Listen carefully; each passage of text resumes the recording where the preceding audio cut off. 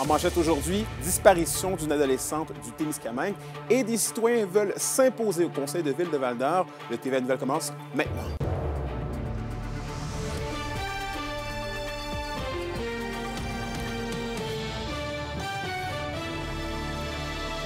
Bonjour tout le monde, ici Anthony Dallaire et bienvenue au TVA Nouvelle. On débute le bulletin avec une disparition.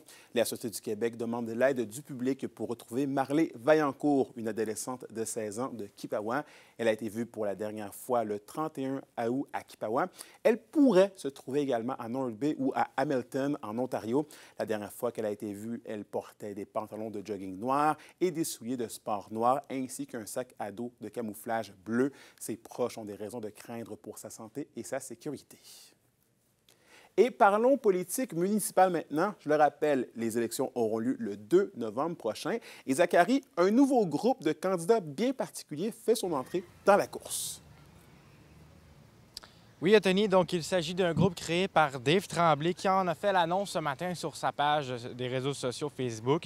Le groupe réunit donc Dave Tremblay, Marc Bouliane, Valérie Dufour, Sylvie Hébert, Cathy Elliott-Morneau et Frédéric Vincent. Donc tous ensemble, ils ont choisi de travailler ensemble pour combler plusieurs postes de conseillers municipaux. Plutôt, chaque candidat se présente donc dans son quartier respectif, soit de Sullivan, Bécarrière-Lemoine, Bourg-la-Marque, Lac-Blouin-Centreville et Dubuisson-Val-d'Or notamment.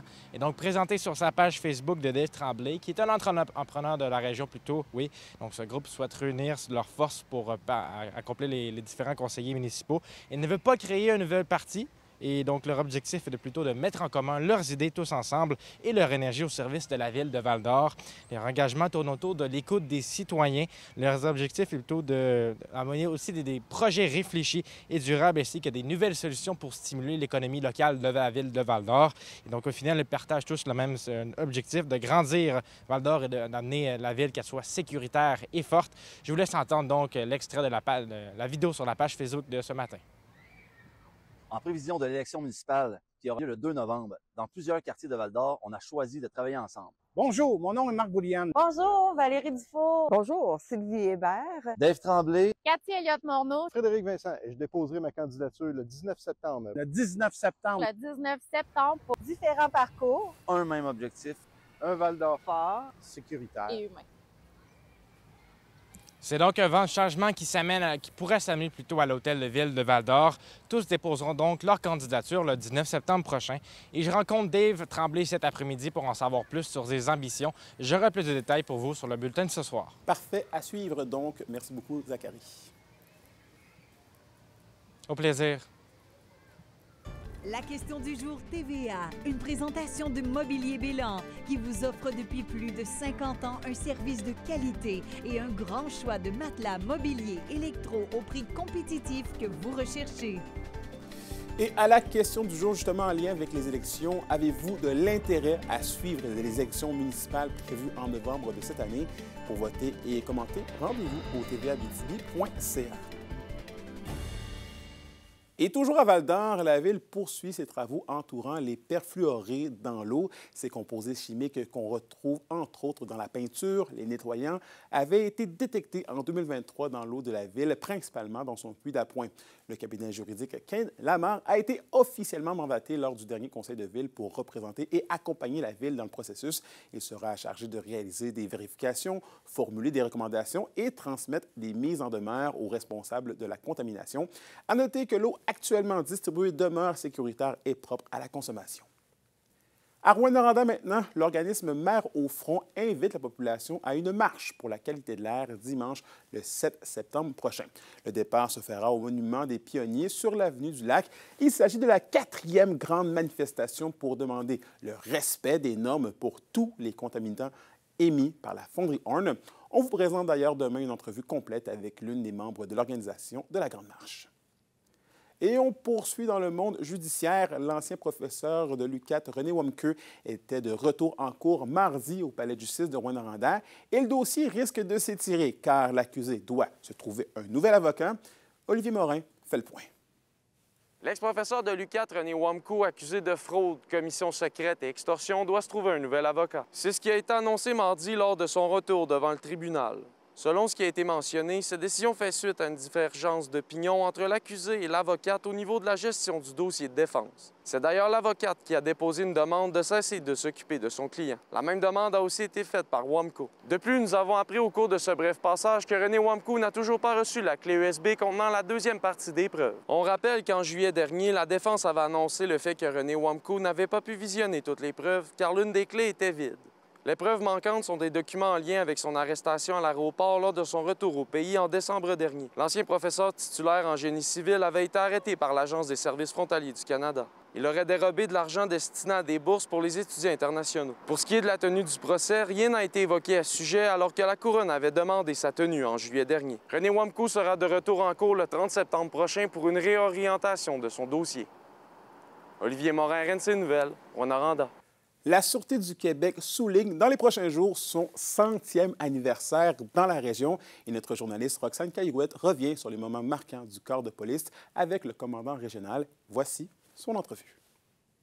En fait, ça fait 100 ans, en 2025, que le premier détachement de policiers temporaire est devenu permanent par la suite au niveau de la Sûreté du Québec. Ce qu'il faut se rappeler, c'est qu'à l'époque, avant 1925, les forces policières de la Sûreté du Québec, qui était la police provinciale à l'époque, étaient concentrées à Québec et Montréal.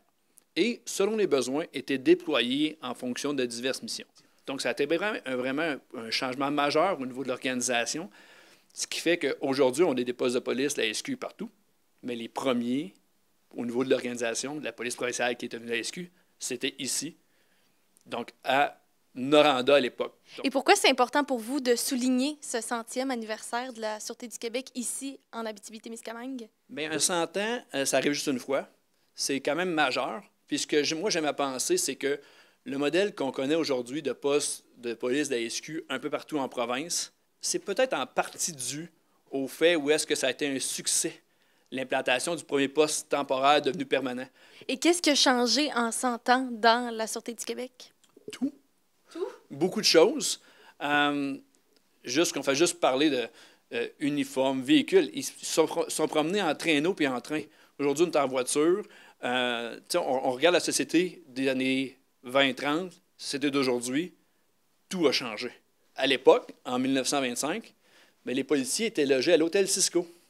Le poste de police était à l'hôtel Cisco. La cellule était une des chambres de l'hôtel Cisco, puis ils rencontraient les plaignants ou les victimes dans le lobby de l'hôtel Cisco. On sentait qu'on était dans un autre monde. Donc, c'est vraiment les technologies qui ont raffiné, en fait, là, la Sûreté du Québec, puis ont changé les manières de faire, en fin de compte. La technologie, mais aussi la société. On regarde, la police est toujours le reflet de notre communauté, de nos sociétés. À l'époque, on a grandi, nos façons de faire, notre politique a grandi. Au courant de l'histoire de l'Abitibi-Témiscamingue, il y a eu un paquet de sûretés municipales qui se sont intégrées au tournant des années 2000 à la SQ dans la grande majorité des cas. Donc, où est-ce qu'on est venu prendre l'ensemble du territoire avec un service de proximité aux citoyens, avec les élus municipaux au niveau des conseils de sécurité publique. Fait que c'est un grand processus d'amélioration, si on veut, du service. Puis je suis convaincu que dans 100 ans, ça va encore améliorer. Donc, on fait une partie de la roue qui tourne de ce côté-là. Le 100e, ça se fête. Il y a des activités en fin de semaine. Est-ce que vous pouvez nous en parler un peu plus? En fin de compte, on fait une porte ouverte ici au quartier général à Rouyn-Noranda avec plusieurs partenaires qui vont se joindre à nous. On va avoir des gens qui vont être présents de notre section du patrimoine de la SQ qui vont être ici pour présenter. C'est vendredi et samedi. Vendredi de 15h à 20h, pardon, et samedi de 10h à 16h. Pour une nouvelle importante à nous communiquer, contactez-nous, nouvelles au pluriel @rncmedia.ca, par téléphone au 1-866-463-4636 et notre site web tvaabitibi.ca.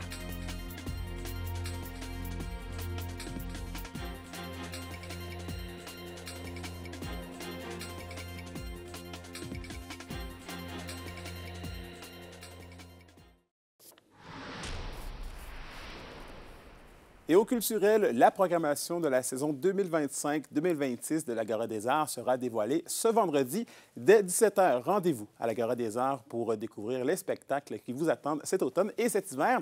Et après le lancement, vous vous êtes invité à rester à l'Agora toute la soirée pour la buvette au pied du clocher avec le DJ Chagas Disco aux platines, accompagné d'un invité surprise. La soirée est gratuite et sans réservation. En cas de pluie, la buvette se tiendra dans le studio de l'Agora des Arts.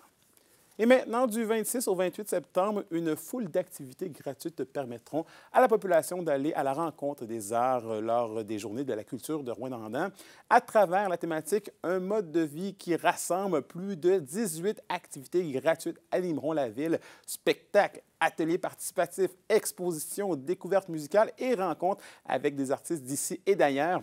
Le porte-parole de cette année est Aimé Pingui, le président d'Africulture. On l'écoute. Tellement honoré, tellement fier au fait de cette reconnaissance, une très belle reconnaissance qui démontre l'ouverture de Rouyn-Noranda à la diversité culturelle. La culture pour moi c'est un mode de vie, donc la façon dont on vit au quotidien, les sports qu'on aime, la musique qu'on écoute, les vêtements qu'on porte, voilà. L'art du pagne réinventé, j'aimerais juste défier les gens de Rouyn-Noranda sur les pagnes, les différentes facettes, les différentes façons de les porter et ses usages. Sinon, il y a plein d'autres, dans la chorale aussi, que j'aimerais écouter la belle chanson qu'ils ont préparée tout l'été. Donc, hâte de voir ça.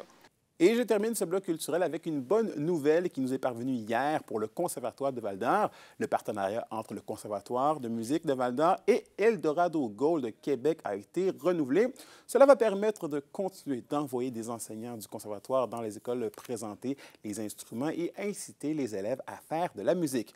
Le Conservatoire a 5 projets majeurs en vue grâce à la poursuite de ce partenariat, notamment la création de méga-orchestres symphoniques avec les jeunes. Et au sport, les Foreurs de Val-d'Or prolongent les contrats de l'entraîneur adjoint Arnaud Dubé et de l'entraîneur des gardiens de but vidéo Yann Bouchard. En plus de son poste d'entraîneur adjoint, Arnaud Dubé occupera également les fonctions de directeur du développement des joueurs. Il avait d'abord été embauché en juin 2024. L'organisation se dit heureuse de conserver les 2 enseignants de la carrière dans l'équipe du personnel hockey qui se permettra de stabiliser les Foreurs pour les prochaines saisons. Et l'équipe de soccer masculine Division 3 des Gaillards du cégep de l'Abitibi-Témiscamingue débute leur saison ce week-end avec 2 matchs à domicile. Le premier duel est prévu vendredi soir à 18 h face au cégep de l'Assomption. Le deuxième est prévu samedi matin à 10 h face au cégep de Marie-Victorin. Les matchs ont lieu en terrain de soccer synthétique de Val-d'Or. Il est à noter que l'admission est gratuite pour tous. Et à la météo de l'Abitibi-Témiscamingue pour aujourd'hui, on aura des nuages qui devraient couvrir le ciel de la région plus tard cet après-midi. Les maximums oscilleront entre 24 et 25 degrés Celsius. Et pour ce soir et cette nuit, c'est généralement nuageux avec de la pluie en début de soirée. Les minimums seront de 12 degrés Celsius pour l'Abitibi et de 15 degrés Celsius pour le Témiscamingue. Et voilà, c'était tout pour ce midi. Merci d'avoir été des nôtres. Nous, on se dit à ce soir pour la suite des choses. D'ici là, prenez soin de vous.